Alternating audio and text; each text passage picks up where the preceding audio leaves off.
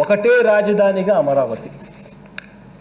ఈ మధ్యకాలంలో వీళ్ళందరూ కూడా ఈ డిజైన్ పేరు పెట్టింది. ఈ మధ్యకాలంలో మనం బాగా వింటూ ఉన్నది ఒకటే రాజధాని ఉండాలంట, ఆ రాజధాని అమరావతి అట. అయితే అధ్యక్ష ఒకసారి ఆలోచన చేయాలి అధ్యక్ష, ఇది నిజంగా సాధ్యమయ్యే పనేనా? ఇది నిజంగా సాధ్యమయ్యే పనేనా అన్నది నిజంగా అందరూ ఆలోచన చేయాలి.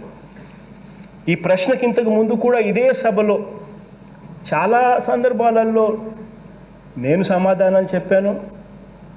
అదే రకంగానే నా సహచర మంత్రులు, చాలామంది ఎమ్మెల్యేలు కూడా, మన పార్టీకి సంబంధించిన ఎమ్మెల్యేలు అందరూ కూడా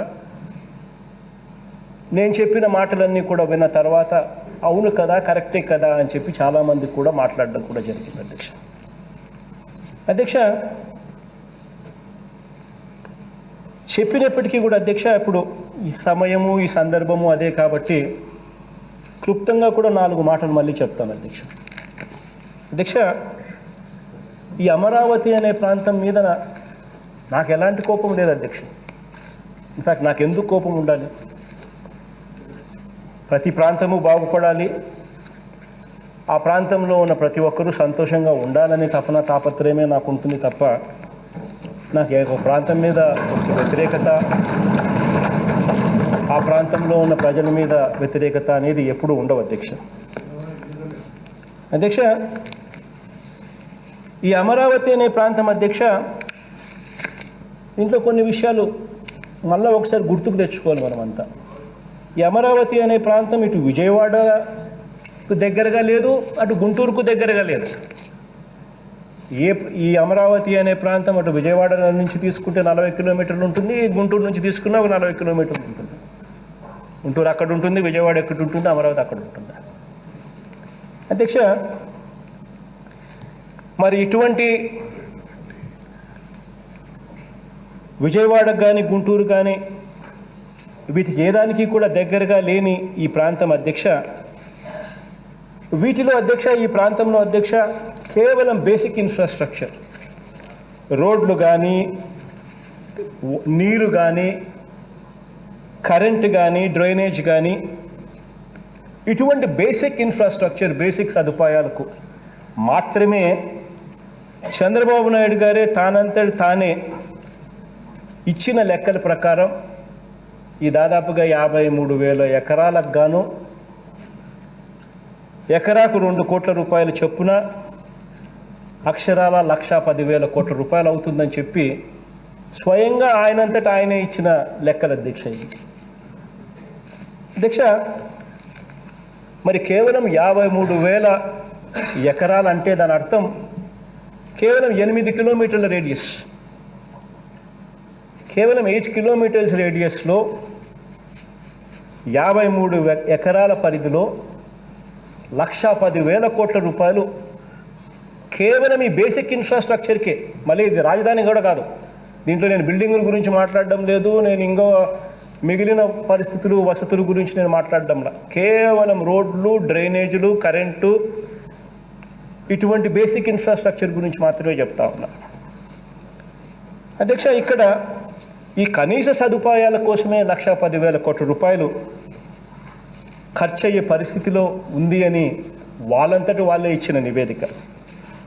మరి ఇటువంటి అమరావతిలో నిజంగా ఎంత ఖర్చు అవుతుంది అని చెప్పి పలు సందర్భాలలో ఈ మధ్యకాలంలో చంద్రబాబు నాయుడు గారు చాలా సందర్భాలలో కూడా మాట్లాడడం కూడా మనం చూసాం, మనం విన్నాం. కేవలం ఈ ఇన్ఫ్రాస్ట్రక్చర్కు కోసమే 1,00,000 కోట్లు అవుతుంది. ఇక మిగిలినవన్నీ కూడా ఇక్కడికి వచ్చేసరికి రాజధాని అంటే ఊరికే అయిపోదు, కనీసం అంటే 4-5 లక్షల కోట్లు ఖర్చు అవుతుంది అని చంద్రబాబు నాయుడు గారు పలు సందర్భాలలో కూడా చెప్పడం కూడా మనమంతా విన్నాం. అంటే మిగిలిన బిల్డింగ్స్, మిగిలిన వగైరా అన్నీ కూడా కలుపుకుంటే అంటే అధ్యక్ష, మరి ఇక్కడ కనీసం సదుపాయాల కోసమే 1,10,000 కోట్ల రూపాయలు ఖర్చు అవుతుంది అని చెప్పిన ఇదే పెద్ద మనిషి, ఇదే చంద్రబాబు నాయుడు గారు తన 5 సంవత్సరాల పరిపాలనలో ఏ మేరకు ఖర్చు చేసినాడు అనేది కూడా సభ ద్వారా ప్రజలకందరికీ కూడా మరొకసారి గుర్తు చేయాల్సిన అవసరం ఉంది అధ్యక్ష. ఎందుకనంటే ఇది అవసరం. అంతగా ఒక మనిషి భ్రమలు కల్పించి, డిజైన్స్ చూపించి, గ్రాఫిక్స్ చూపించి మోసం చేస్తే 420 కేసు పెట్టాలి, వాస్తవం చెప్పాలంటే. అధ్యక్ష, మరి అటువంటి ఇదే పెద్ద మనిషి ఆ 5 సంవత్సరాలలో తాను ఎంత ఖర్చు చేసినాడు అని చెప్పి ఒక్కసారి గమనించినట్టయితే అధ్యక్ష, 5 సంవత్సరాలలో కనీసం సంవత్సరానికి 1000 కోట్ల రూపాయలు కూడా ఖర్చు పెట్టిన పరిస్థితి లేదు అధ్యక్ష. 5 సంవత్సరాలలో 5,674 కోట్ల రూపాయలు మాత్రమే ఖర్చు చేసి, బకాయిలుగా కూడా కట్టకుండా మరో 2,297 కోట్లు అది మనల్ని కట్టమని చెప్పి బకాయిలుగా వదిలేస్తాడు. మరి ఎందుకు ఆయన కట్టలేదో నాకు అర్థం కాలేదంటే, రాజధాని ప్రాంతం మీద ఇంత ప్రేమ ఉన్న వ్యక్తి మరి ఎందుకు 2,297 కోట్ల రూపాయలు బకాయిలుగా ఎందుకు వదిలేసిపోయినాడు అనేది ప్రతి ఒక్కరం కూడా ఆలోచించాల్సిన అవసరం. మరీ ముఖ్యంగా ఈ పెద్ద మనిషి ఎందుకు ఇంతగా రాజధాని గురించి తాపత్రయపడుతూ పాకులాడుతూ ఈయనకు సొంత భూములు ఉండి కూడా, ఈయన బినామీలందరికీ కూడా ఇక్కడ భూములు ఉండి, ఇక్కడ డెవలప్మెంట్ వస్తే ఆ బినామీల భూముల రేట్లు పెరుగుతుందని తెలిసి ఉన్నప్పటికీ కూడా అటువంటి పరిస్థితిలో కూడా ఒక ప్రభుత్వంగా మరి ఎందుకు 2,297 కోట్ల రూపాయలు బకాయిలుగా ఎందుకు పెట్టారు ఆలోచన చేయాలి. ఎందుకు ఈ పెద్ద మనిషి ఇంత ప్రేమ ఉన్న పరిస్థితిలో కూడా తన సొంత భూములు ఉన్నాయి, ఇక్కడ రేట్లు పెరుగుతాయి, తన బినామీలకు భూములు ఉన్నాయి, ఇక్కడ రేట్లు పెరుగుతాయి అని తెలిసి కూడా ఆయన ఎందుకు కేవలం 5,500 కోట్ల రూపాయలు కూడా పెట్టలేకపోయాడు అని ఆలోచన చేయాలి.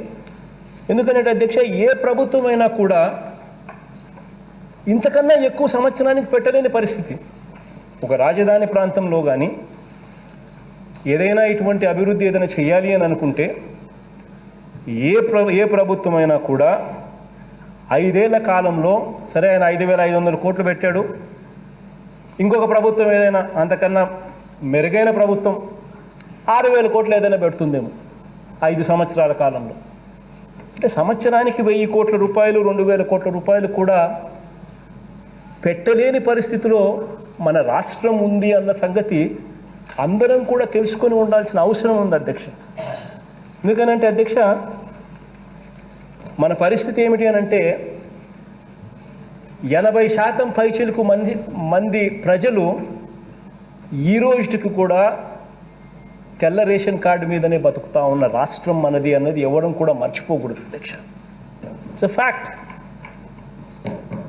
మన అవసరాలు ఏమిటి, మన ప్రజలకు చేయాల్సింది ఏమిటి అన్నది ఎప్పుడూ కూడా రాజకీయ నాయకులు మర్చిపోకూడదు అధ్యక్ష.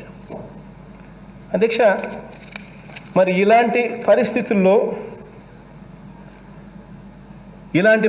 అధ్యక్ష, మరి 1,00,000 కోట్లు పెట్టాలి అని అంటే, 1,10,000 కోట్లు పెట్టాలి అని అంటే, పెట్టింది కేవలం 5,000 కోట్లు అంటే, ఇక నువ్వు మిగిలిన 1,05,000 కోట్లు పెట్టాలి అని అంటే కనీసం 100 సంవత్సరాలు పడుతుంది అధ్యక్ష. మరి 100 సంవత్సరాల కాలంలో ఈ 1,00,000 కోట్లు అనుకున్న కేవలం ఈ రోడ్లకు, డ్రైనేజీలకు, కరెంటుకు పెట్టి ఈ 1,00,000 కోట్లు ఈ 100 సంవత్సరాల కాలంలో ఇన్ఫ్లేషన్ వల్ల కనీసం 20-30 లక్షల కోట్లు అవుతుందా అధ్యక్ష మరి ఈ 100 సంవత్సరాలలో? మరి సమయం గడిచే కొద్దీ, రేట్లు పెరిగే కొద్దీ, ఇన్ఫ్లేషన్ వచ్చే కొద్దీ ఈరోజు 1,00,000 అనుకున్నది ఈరోజు 1,00,000 కోట్లు, 100 సంవత్సరాల తర్వాత ఇదే 1,00,000 కోట్లు అయ్యేది 20 లక్షల కోట్లు, 30 లక్షల కోట్లు. మరి 20 లక్షల కోట్లు, 30 లక్షల కోట్ల రూపాయలు ఈ సమయం గడిచే కొద్దీ ఇది అయ్యే పరిస్థితి కనిపిస్తూ ఉంటే మరి ఏ రకంగా దీన్ని మనం కంప్లీట్ చేయగలుగుతాం, ఏ రకంగా దీన్ని మనం పూర్తి చేయగలుగుతాం, అసలు మనం పెట్టే డబ్బుకు ఏదైనా వస్తుందా, మీనింగ్ ఉందా అనేది కూడా నిజంగా అందరం కూడా రాష్ట్రంలో ఉన్న ప్రతి ఒక్కరం కూడా ఆలోచించాలి. ఎందుకనంటే ఈ ప్రాంతం మీద నాకు అసలు ఎటువంటి వ్యతిరేకత లేదు, నా దగ్గర ఆ డబ్బులు ఉంటే వై నాట్. ఈ ప్రాంతంలో కూడా రాజధాని పెట్టడానికి నేను సిద్ధపడ్డా. ఇక్కడేం రాజధాని నేను తీసేయడం లేదు. విశాఖపట్నంలోను, కర్నూలులోనూ ఒక రాజధాని అక్కడ, ఒక రాజధాని ఇక్కడ కూడా యాడ్ చేయాలని అన్నానే తప్ప ఇక్కడ నేను తీసేయాలని నేను ఎప్పుడు అనలేదు. నా దగ్గర డబ్బులు ఉంటే వై నాట్, కానీ చేయగలుగుతామా అన్నది మనం అందరం కూడా ఒక్కసారి క్వశ్చన్ మార్క్ అందరం కూడా వేసుకోవాలి అధ్యక్ష. ఎందుకంటే it be like dream chasing. నాకుంది ఆలోచన, మంచి చేయాలనే తపన ఉంది, ఇట్స్ లైక్ డ్రీమ్. ఈరోజు 1,00,000 కోట్లు అనుకునేది 10 సంవత్సరాల తర్వాత ఇదే 3 లక్షల కోట్లు అవుతుంది. మళ్ళా ఈ పొద్దు నేను ఈ 10 సంవత్సరాలలో నేను 30-40 వేల కోట్లు ఖర్చు పెట్టా, మళ్ళీ ఈ 1,00,000 కాస్త 3 లక్షల కోట్లు అయింది. అంటే మళ్ళీ నేను ఇట్స్ లైక్ డ్రీమ్ చేసింగ్. అంటే ఎప్పటికీ కూడా I will never be getting there. It will be works అన్నీ కూడా సగంలో కనిపిస్తూ ఉంటాయి, సగం ఫినిష్లో కనిపిస్తూ ఉంటాయి. ఆ సగంలో కనిపించే వర్కులన్నీ కూడా ఏంటివి? బిల్డింగులు కాదు, basic infrastructure, roads, current, drainage, నీళ్లు, ఇటువంటివి. అంటే it will be always a dream chasing అధ్యక్ష. అందరం కూడా ఇంతకుముందు నేను చెప్పా, అందరం కూడా ఈ విషయాలన్నీ కూడా ఎందుకు ఆలోచన చెయ్యాలి అని అంటే కారణం 80% పైగా ప్రజలు ఈ రోజుకి కూడా మన రాష్ట్రంలో తెల్ల రేషన్ కార్డు మీదనే బతుకుతా ఉన్న పరిస్థితులు వాస్తవము అన్న సంగతి ప్రతి ఒక్కరం కూడా మర్చిపోకూడదు. దిస్ ఇస్ ఎ ఫ్యాక్ట్ అధ్యక్ష. మన రాష్ట్రము అని అంటే ఈ రాష్ట్రము 1,62,967 చదరపు కిలోమీటర్ల భూభాగం. This is our state. మన స్టేట్ అంటే ఇట్ ఈస్ నాట్ కేవలం 8 కిలోమీటర్ల రేడియస్.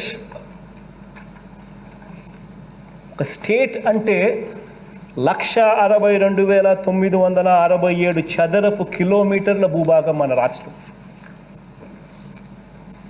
కేవలం 8 కిలోమీటర్ల రేడియస్ మాత్రమే కాదు. మన రాష్ట్రం అంటే 3.96 కోట్ల ఎకరాల భూభాగం.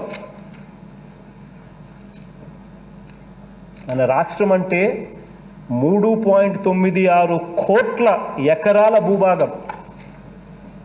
కేవలం 50,000 ఎకరాల లబ్ధి కోసం మాత్రమే ఉన్న భూమి కాదు.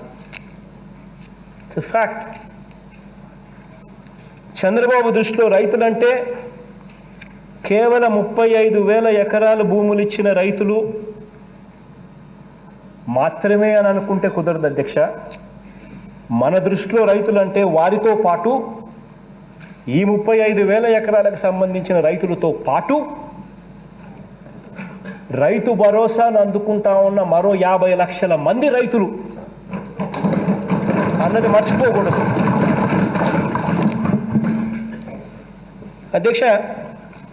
చంద్రబాబు ఇవాళ అధ్యక్ష చాలా సందర్భాలలో మనం ఈ టాపిక్ ఎత్తినప్పుడల్లా చంద్రబాబు నాయుడు ఆయనకు డంకా బజాయించే ఆయన ఈనాడు, ఆంధ్రజ్యోతి, TV5 ఇలాంటి వాళ్ళందరూ కూడా ఈ దుష్ట చతుష్టయం సభ్యులంతా, ఈ పంచుకో తినుకో దోచుకో సభ్యులందరూ వీళ్ళంతా కూడా వాళ్ళ పేపర్లలోనూ వాళ్ళ టీవీలలోనూ వీళ్ళంతా కూడా కామన్గానే మాట అధ్యక్ష, ఇది సెల్ఫ్ ఫైనాన్స్ రాజధాని అంట.